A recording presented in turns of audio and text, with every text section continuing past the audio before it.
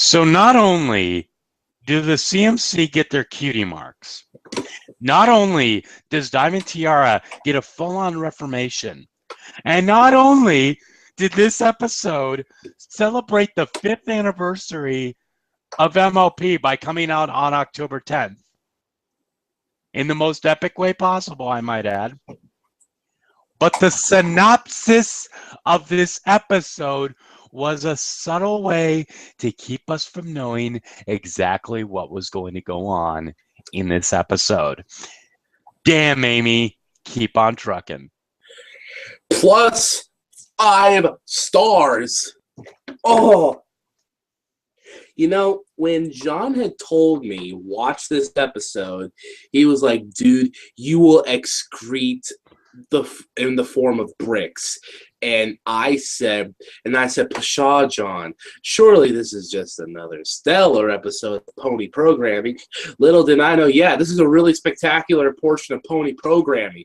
Holy crap, yo. Yeah, I mean, I'm so inspired by the power of unity and friendship. I'm rocking my way too tight Kingdom Hearts 2 shirt. Can you tell I bought it at Hot Topic? Everything is bought at Hot Topic nowadays, though. So there goes all my heavy metal credentials. You show up at Hot Topic. Yeah, pretty much just like darkness falls across the land. They have power is close at hand. I'm gonna be real for you to return. I'm gonna be real with you right now. Hot Topic actually has really, really good money saving deals. But that aside, seeing this aside, yeah, this episode was it was mostly musical too, like Magical Mystery Cure. But I think there's so much to like here that there's only a few things that I can honestly say I'm like on, but that's honestly that would just be me nitpicking. Mm-hmm. Like now, before we do get this started, I do want to say, so good. If I sound a bit nasally or anything like that, I am kind of battling a cold right now. So, yeah, if I sound a little weird, that's why. It's the same cold he's been battling for the last 3 years. I've been battling against that Game of Thrones meme. Well, that must be really cold because, I mean, that's the land of dragons. Not to be confused with the land of dragons in this game. And this is Wisconsin. If you've never experienced a Wisconsin winter, you ain't seen nothing yet. Man, I'll go there in shorts. Literally, I work at Amazon, and we have a fulfillment center that just opened up. Number 1 in the network too, which is kind of awesome. Yeah, within 4 freaking months. But anyway, they're like, "Oh, we're not gonna close due to snowstorms and stuff." I'm like, you don't realize what a Wisconsin winter is going to do you? It's guaranteed at least once to shut a company down, to shut the entirety of Wisconsin down. Yeah, you guys get a lot of snow. I know. And speaking of snow, how about Sweetie Belle's magic, yo? I know, right? So like she can use magic, and Scootaloo can at least hover. She can't fully fly. She still Spiral the Dragon, but if you press triangle, she'll hover to help you get on those slightly higher ledges. PlayStation, yo! Awesome game series, by the way. And then there's Apple Bloom. What the hell does she do? I don't know. She just stands there and looks cute and references the Broimies because what's that Brony she's really tight with? I always forget his name. Griffin? Yeah, because Black Griffin is actually like her long lost father or something. I know. But the episode opens up with an election. And honestly, you know what I considered making my lower third? I literally considered calling it "We Get It, French. We Get It, MLP." You swing left because oh my God, Pipsqueak was just barking up that leftist tree, and Diamond Tiara was so, she was just like, look at all the money. I've got the money. I can build this, and it's strangely symbolic because he's like, because Pipsqueak's like, I want to build it for the people. I want to do it for the children. I want to do it for the Rock. And Sweetie and Diamond Tiara is just like, oh, I'll make sure you get the money to fund this, but I'm gonna build it back up in my image. Holy shit! This is a kids show, right?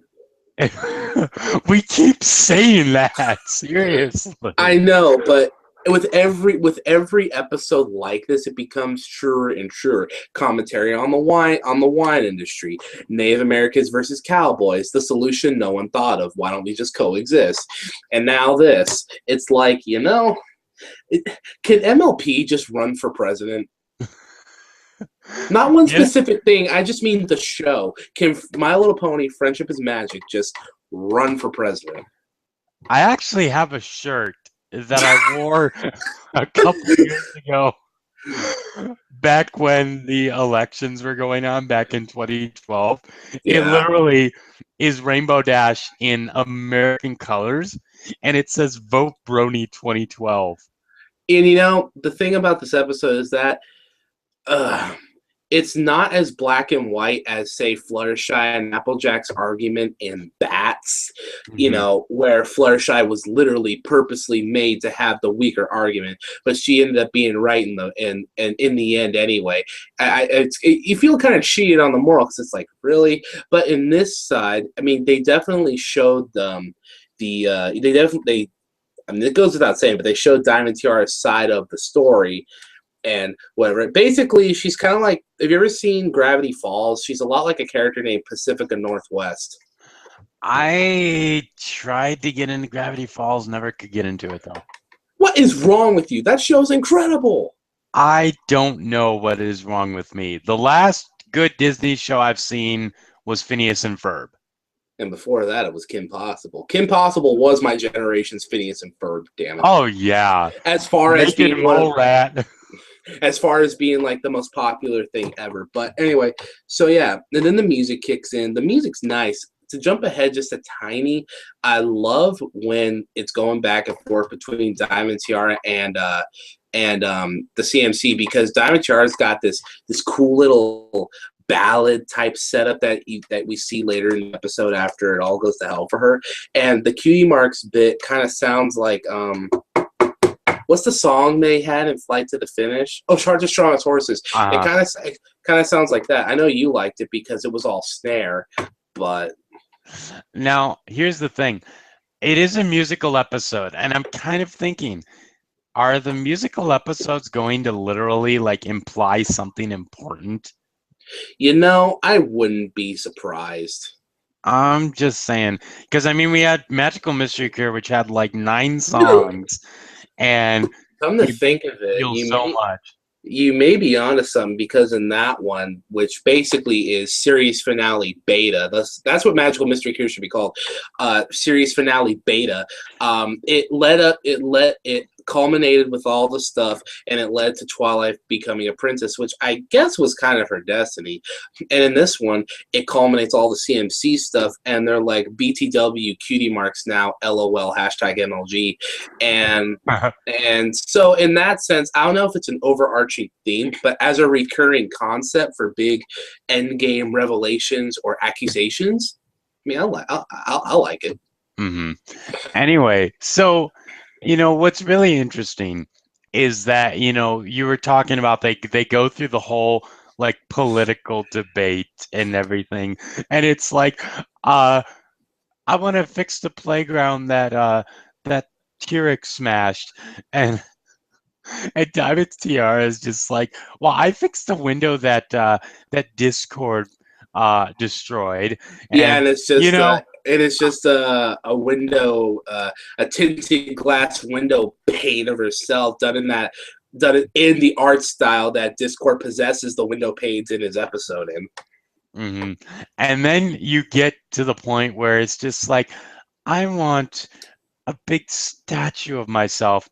And I'm thinking, where the hell is Miss Cheerilee in this? But then I realize, this is Miss Cheerilee we're talking about. Yeah, she's getting plastered. She's either getting plastered, hanging out with Big Mac, if you know what I mean, and or she's just like, fuck this, I don't care anymore. The Like, the 5 words hanging out with Big Mac probably shouldn't be used in a sentence. I'm just saying. It's a point where even Cloud Kicker would go and just be like, well, bang, okay? He's been rereading that fanfic. So, but It's a but good fan fiction. I'm sorry. and this is the interesting part about this episode. Literally everything comes to a head, not just for the show, but also in a way for the fan, because Diamond Tiara's reason for her lameness has always been a high point of speculation for the show. And honestly, the way I thought something like this would go down would be, Diamond Tiara losing Silver Spoon, but it would more focus on Silver Spoon turning face. But as recent episodes with CMC have implied, she's always kind of been face the whole time. Mm-hmm. Kind of. But but when she leaves after she loses the election, which Cutie Mark campaign managers is, can I just say, just so timely this episode came out. It is, and so Mom's a total B. And now, going on that right there, I knew that. Like you said, a bunch of people were thinking, oh, it's going to be Silver Spoon that's going to have the reformation and the heel turn, but yet it's Diamond Tiara. Face turn. Yeah, whatever. But when you know your wrestling logic, yo. I don't watch wrestling, so I'm sorry. It's no. It's like behind this amazing expression of Diamond Tiara is John Cena. He's gonna go this side and put boots to flanks in Saturday morning Super Slam. I messed that up. Anyway, but yeah, your point of going through this, Diamond Tiara's mother, we kind of saw that Filthy Rich was, in season 2 for Family Appreciation Day, he's not an asshole. He really isn't. He's a businessman first and foremost, or business pony. And as this episode implies, he's very distant and probably estranged from Diamond Tiara, at least on a dissociative aspect. Mm-hmm. And then you have Diamond Tiara's mother. Was she given a name? I don't think so. But when you look at Diamond Tiara's mother, you see someone who has pretty much been taught through generations on how to be a snobby prick and also an elitist prick. Here's the thing, though. Basically, Diamond Tiara's mom is the current internet. Now, my question is, why is it that they're in Ponyville? And then I remember, oh yeah, they're the equestrian version of the equestrian version of Walmart is in Ponyville. It's like that stuff store from Madame Blueberry from. Oh yeah. I like that. I want a store called World of Stuff. Yeah, I know. Because that's really what those big ones, like those 99-cent stores, you don't call it World of Stuff. You just call it third world country with plastic items. Mm-hmm. But Diamond Tiara's mother is an interesting thing. I'm actually a little glad they didn't go too into the backstory, only because it's left to imply she's been that way her whole life. And honestly, I personally don't need to be explained every backstory for every character. It was good to see Diamond Tiara's, because people were speculating for a long time, like where I'm friends with those guys on the Brony's React channel, not the AC Race Best one, but the other one. I just know there's a YouTuber named No One Cool, and he was just loving this episode because we got into a friendly debate on because I was one of those guys. I'm like, Diamond Tiara is unforgivable, but he's like, let's see her side of the story. And this whole time, I'm imagining that dude over there in Ohio, wherever he lives, he's just nodding his head the whole time. And he's just like, yeah, suck it, Snakeskin. And yet he's also the one that's just like in Three's a Crowd. He's like, okay, it wasn't that great of an episode. And then you see Flash, and it's like he basically programs a watch, goes into Equestria as a pony, And punches and him. punches Flash in the face. He's just like, you stupid bitch. And but the thing I was getting to with that was that Diamond Tiara's side of the story is really compelling. I'm sure there's definitely going to be some people that, and believe me, understandably so, but there are going to be people that don't buy it. They're going to be like, oh, I don't believe this, or we'll wait till future episodes. But honestly, and I won't go too into this, but the whole being taught lessons of bitterness thing through family generation, with the prize being success and wealth or something like that. I personally can't relate to that, but I do know that. And there is a similar theme that runs through with me and my upbringing, blah, blah, blah. Basically, I can relate. I can't believe film this. Well, we're already filming it, but film us filming this, because I'm going to say this. I can actually relate to Diamond Tiara in the essence of wanting to make that parental figure proud, or do right by your family, or achieve great things no matter what the cost. And that creates that bitter emptiness or whatever that separates people from all that. And then honestly, the Kingdom Hearts shirt doesn't seem to misplaced here, because they talk about stuff like that. And that's what really was interesting to me, where it's like, I mean, she's still not completely blameless. The show knows that, but it's like, man, whoa. And looking at it back, I look like a seagull when I do this. No, seriously, that stuff they did with TR in this episode was magic. When you look at this episode, it was very similar, in my opinion, to the sad song from Pinkie Pride. Very similar visuals and whatnot. And when you look at it, now looking at Diamond Tiara as a character study, everything that you've seen her do is more or less the point of her mother telling her, no, you didn't do this good enough. You got to go farther. When she goes and talks to Scootaloo and says, you're a Pegasus who can't even fly, I guarantee you her mother is what gave her that idea. Oh, yeah. For the call her crippled and see how that works. There's she's not just a blank flame. She's a cripple. There's an interesting saying I heard once. It's called, be nice to other people, but beat out the competition. Mm-hmm. In this case, it's like, screw everybody and destroy the competition. It's like, I work for McDonald's, and there's a quote that our founder, Ray Kroc, said. He literally said that if my competition was drowning, I would hold a fire hose to their mouth. Oh, which is why McDonald's is so on top. We're the Metallica of fast foods. Burger King's the Megadeth. Jack in the Box is the Slayer. That makes Carl's Jr. the Anthrax, which makes a lot of sense. What would the Taco Bell be? I don't know. Overkill. Yeah, I can see that. Maybe Anvil.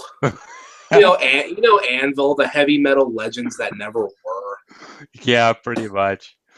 But anyway. But yeah, this just so good. I mean, and really looking at this, I'm kind of reminded that her mom is almost like Suri Polomare. Do whatever you can to get ahead and stay ahead. Well, the show's definitely not above, I won't want to say recycling, but definitely reusing certain tropes and character dynamics, all in the name of proving a point. Mm-hmm. Like, I don't know, they probably didn't even intend for this, but a way you could almost look at it is that Suri is, Diamond Tiara's mom is who Suri will inevitably maybe turn into or something. Or maybe it's a distant relative of theirs. I would not be surprised. Yeah, it's like their cousin or something. Yeah, I would not be surprised at all. So the CMC... sorry. And just again going back, the song itself is literally, even Diamond Tiara herself doesn't know who she is. And it kind of reminds me back to Trouble Shoes. He thinks his cutie Oh mark yeah. was bad luck.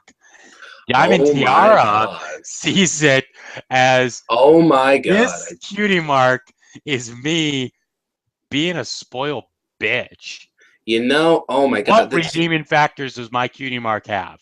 This overarching theme of cutie marks just reminds me of that theory I think I said a few videos back, where it's just like this whole thing of just basically taking the whole world, taking what you knew, and then throwing new things at it. Not like how Kingdom Hearts does it, where they will retcon it or something. But Mm-hmm. it's like shedding light on something where it's like it's so believable. And that thing about Diamond TR, this is like a 9-year-old kid in a pony show having an existential identity crisis. How does that? I know. Hold on. Excuse me. I'm too busy just being done. This show is seriously so cool sometimes. I love this show. I know. So where the plot was that we left off like 12 minutes ago was so the CMC take pity on her, and I love that Sweetie Belle, I think it was Sweetie Belle, says exactly what everyone's thinking. It's like, is it wrong that is it weird that I feel bad for her?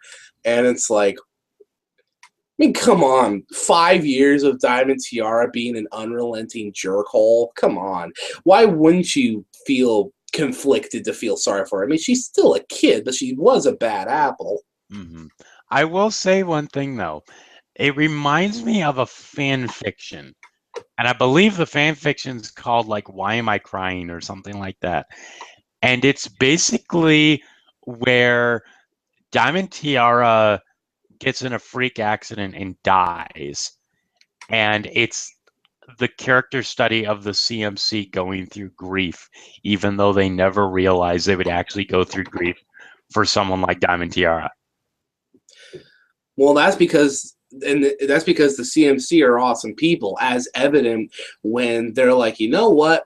Come with us back to the clubhouse. And Diamond Tiara is like, wait a minute, so you just like sit here and think of things to do and like try to find humor acts? They're like, yeah. And she's like, that's so cool. And they're like, and they're just like, well, and she's like, they're like, what? And she's like, yeah, you get to live and experience stuff and stuff. But then Pipsqueak's like, the school board denied me the money, mate. I can't fix the bleeding swings and play sets, and I'm gonna go have a quick cry at the Sohop.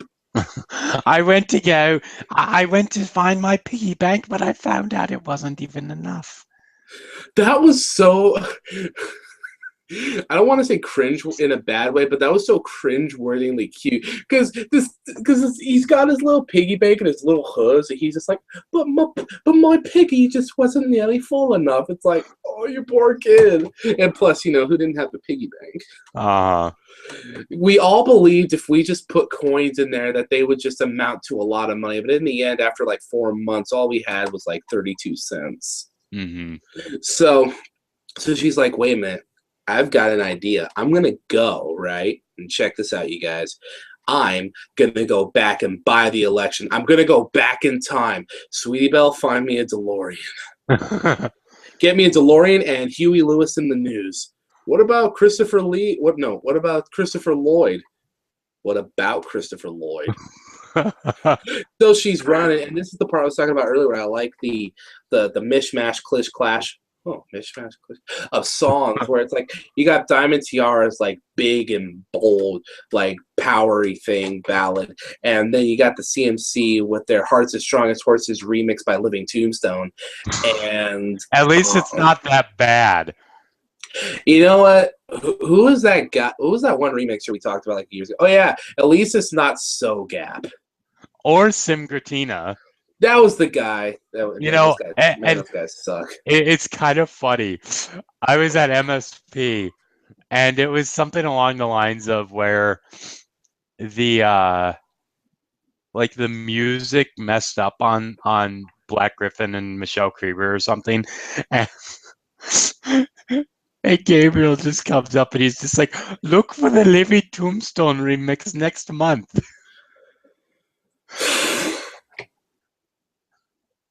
This fandom's kind of funny sometimes. Uh-huh. Except when we're being made fun of by Fox. Uh-huh.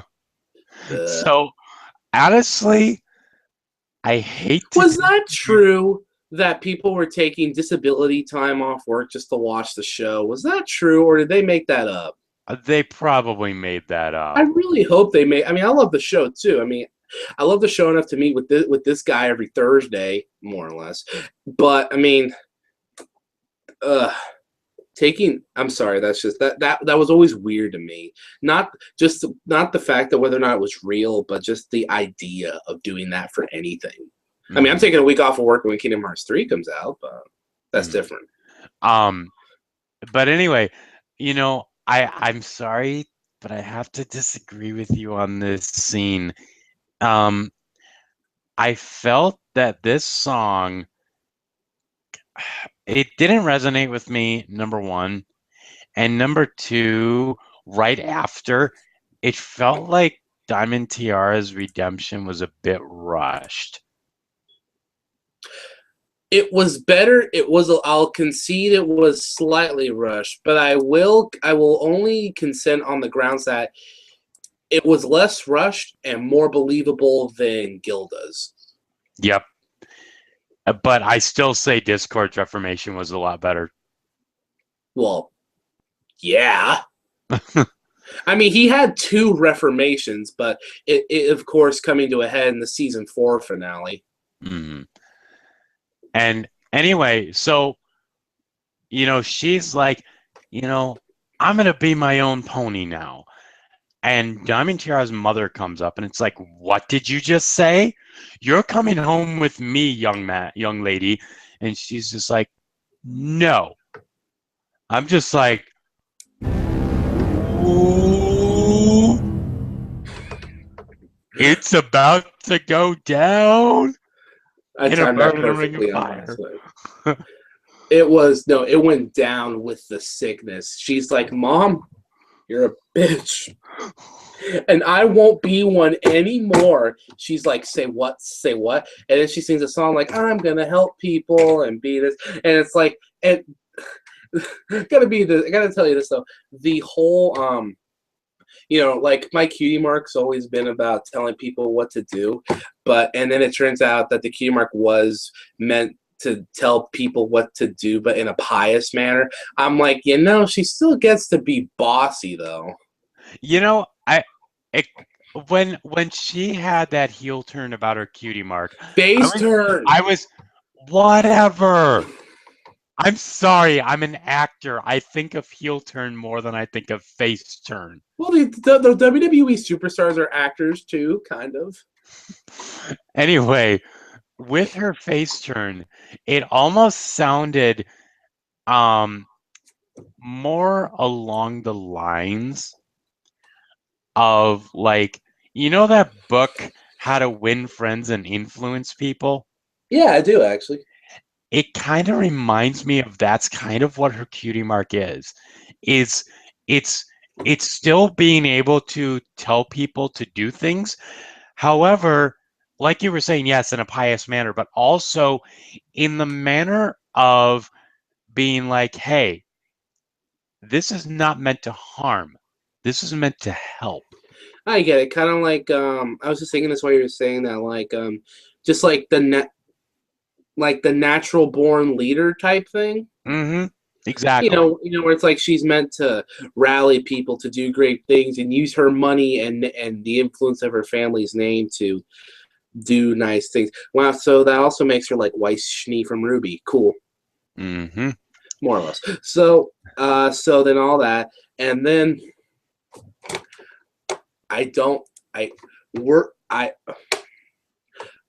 the CNC get the cutie marks. I am so happy for them. This is the only time in the show, and I'm being real with you right now, the only time in the show where I almost cried tears of joy. Like I could feel it, like the positive vibes. And I was just like, I was so I mean, this show makes me smile, but this is one of the times where I was just genuinely just happy. If this was Inside Out, the joy in my head would have just exploded. And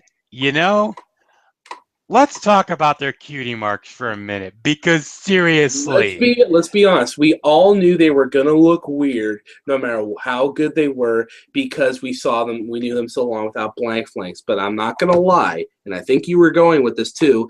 They're pretty cool. Yeah, they are, because they bring two purposes. Looking at the cutie mark, you have the apple for Apple Bloom, because of course. You have the Thunderbolt for Scootaloo, representing not only her addiction to racing and loving the thrill of the ride, and also being, Rainbow Dash being her idol, and quote unquote sister, which I'm happy they've been bringing that up. And then a star for Sweetie Belle being a shining star. However, all of them have a background of a shield, the same shield, because when you look at them now, you're going to see it as the star, the apple, and the thunderbolt are all talking about their differences and their different talents, but the shields are what's going to keep them together. And thus they went to WWE under the names Dean Ambrose, Seth Rollins, and Roman Reigns. I thought it was going to be Run DMC. But no, I dig what you were saying there, because it's like united under one common thing. I've always speculated that the 3 CMC are kind of sort of successors in a way to the Elements of Harmony, because they're kind of two of each. Obviously, like Apple Bloom's like loyalty and honesty. Scootaloo is Scootaloo. You could argue would be. See, the problem is that their generosity, which is good, laughter, okay, magic. Obviously that'd be Sweetie Belle, but then you got loyalty, honesty, and kindness. So they all kind of fit the bill. Even magic, in the sense that, as you see with their purpose, and as you see throughout their episodes, they have this ability to just come together and rally like the community and their friends, almost like it was magic. Oh my God, the CMCs are the best part of the show. Well, they're one of them. They're one of the. I never have enough good things to say about most CMC episodes, and in this case, it's one of them, because there's just so much in here. This is why I like watching the episode right before we talk about it, because I'm so fresh off the high of watching such a good episode. And I'm just going to say, I kind of just thought of this now, but do you think Nick Fury needs to pick them up? Marvel Agents of S.H.I.E.L.D.?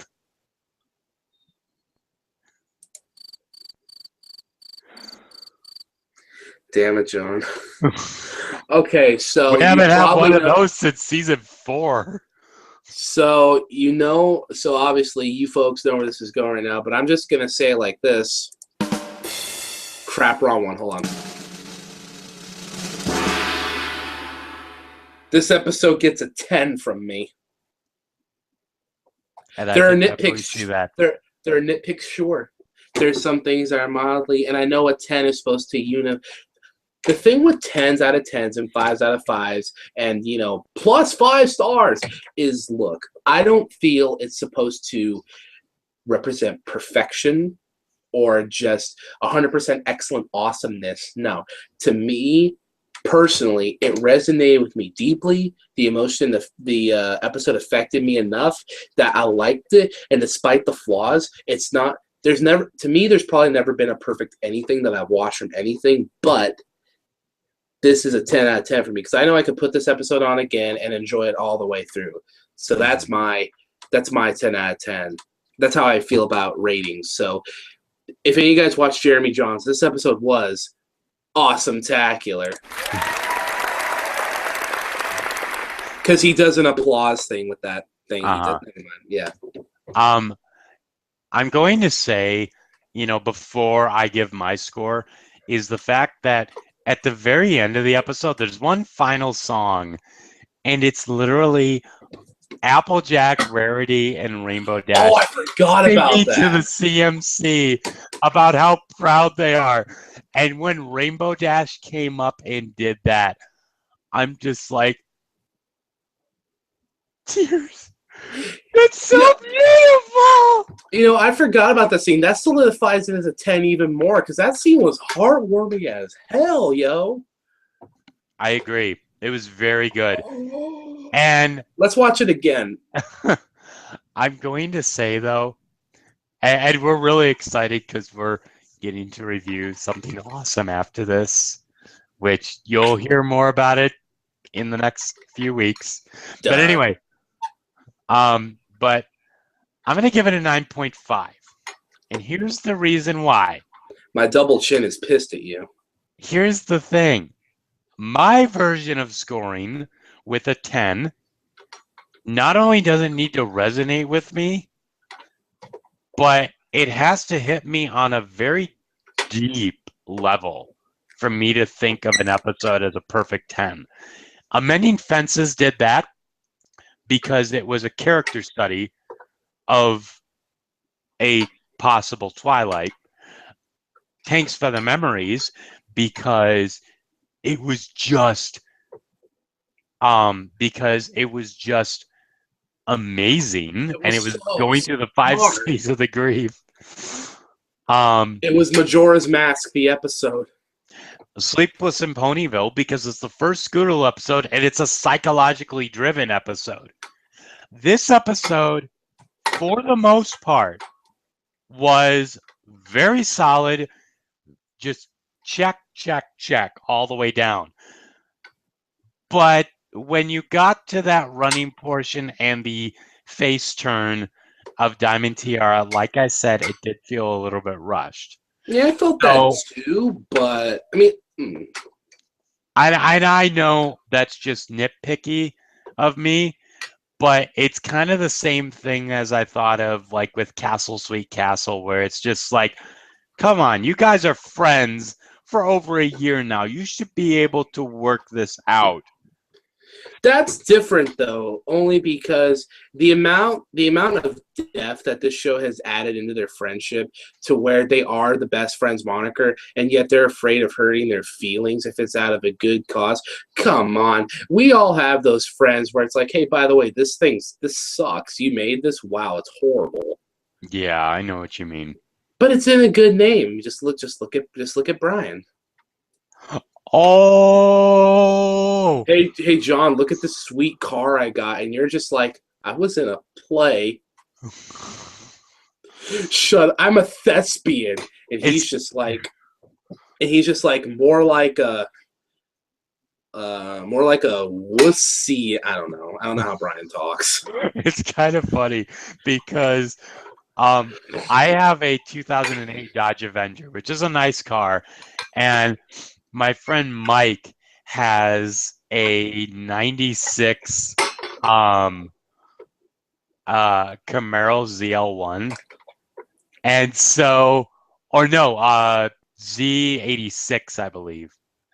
And what's so funny is he posts a picture of that, and Brian's just like, you got what? And I'm just like, see, Brian? What? And I'm just like, see, Brian, you need to get in the cool kids now. We both got cool cars, and you got a junker. Oh. And he responds with the Robert Downey Jr. eye roll. He was so done. Oh, so yeah, no, this episode's a 10 for me. This episode's 9.5 for John. It's awesome.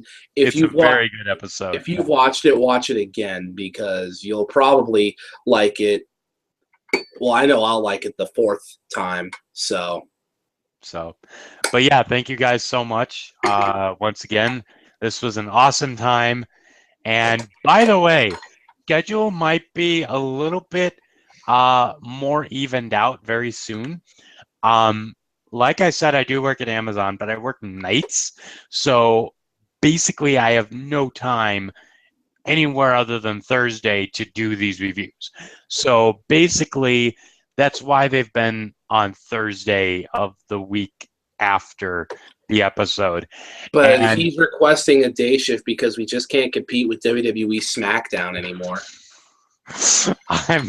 I'm basically I've been having a lot of issues with night shift. It's been kind of difficult and a strain on me and my body. So basically, I'm going to try and get a first shift. And if I do, I'll be a lot more free to do the reviews a lot earlier. So here's to hoping. But anyway, guys, that's it from me, John. And me, Snakeskin. And we'll talk to you guys later. Peace out, Dragon. There was a Kingdom Hearts quote I wanted to put here, but I can't think of it now. See ya.